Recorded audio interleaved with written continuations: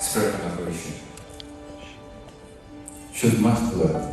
But with spherical aberration, the edge detection is much more enhanced. This is thanks to the natural characteristic of this particular aberration, natural founding of the human visual system. But the brain doesn't really have to fuse these two very different images, because by the process of bilateral neural summation, very less different images are processed in the brain, in the visual cortex. This is a far cry from traditional monovision, where these two very disparate have to be fused into the brain, numbing the visual cortex, causing cross-blur and eventual unacceptance by the visual cortex. And so you don't really have to be surprised the first post-op day when you see a huge amount of central island on the vertex. That is going to go down. And beautiful corneal right there, the negative spherical aberration, less add, used and isometropia. It helps conserve the distance vision in the near eye. So the objective of this presentation is a guy with this deformity walks in. These presbyopes had LVC decades ago, probably with very, very old-fashioned lasers with poor centration, poor whatever. Most have decentration and have very, very small optical zones leading to much corneal aberrations as corneal spherical aberration.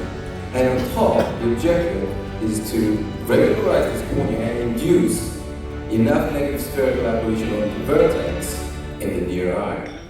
Both a therapeutic and functional exercise by showing you a binocular defocus curve of clicks in the dominant eye and PresbyMAX Laser in the non-dominant eye. We presented this in Copenhagen, and if you look, the logma 0.1 between 0.1 and 0.2 is sustained until -3.5 defocus. 3 weeks later, beautiful topographies. And as you see, the refraction is spot on at the distance eye. We see another case, 49-year-old female, she had LASIK 27 years ago.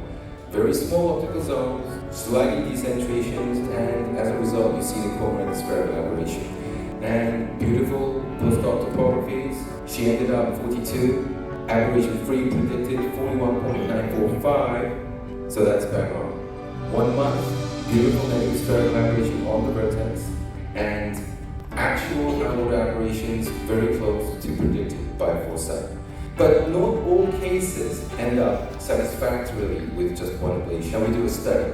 These patients were operated from May this year, and all enrolled had at least 3 months of follow-up. So it was 36 patients, 72 eyes. Their corrected vision was 0.01 log-on. Planned add was 1.8. And the planned ablation depth was less in the non-dominant eye, of course. Efficacy of dominant eyes at 3 months after all 72 eyes were enrolled. You see, 2020, 93%. And 20% are seeing 2025 unaided. What's really important in PresbyMAX is binocular vision. And binocular vision at 3 months post-op for distance and near was 93% in 2020. So the take-home message, those with previous LVC have a really strong desire for spectacle independence. They were the first generations. Implanting multifocals in an aberrated corneas carries significant risk. First, regularize the cornea, most of all, and if possible, perform PresbyMAX in the near eye. And remember, there are imminent cataract cases in maybe a decade or so. They will come back to you for surgery, for their cataract surgery.